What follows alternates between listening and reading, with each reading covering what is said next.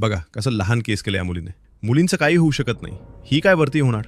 अशा टोमण्यातून सुरू झालेला हा प्रवास आहे धुळे जिल्ह्यातील जापी गावातील नूतन पाटील यांचा.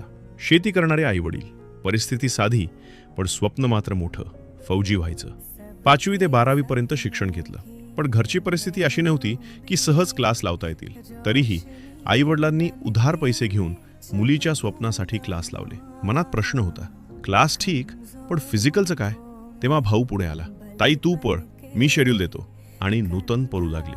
कधी सकाळी रनिंग, कधी दुपारी शेतातून 2 किलोमीटर पळत घरी येणं आणि घरी येऊन लहान पोरांना क्लास घेणं.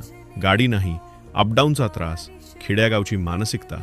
लोक म्हणायचे, पोरी आहे काय करणार, बापाने एकटीला कशाला पाठवलं. महाराष्ट्र पोलीस भरती आली. फॉर्म भरण्यासाठीही पैसे नव्हते. ताईंनी मदत केली. फिजिकलमध्ये नंबर मिळाले, पेपरही झाला, पण शेवटी 2 मार्कांनी वेटिंग. निराशा आली. पण घरच्यांना विश्वास होता, ही काहीतरी नक्की करेल.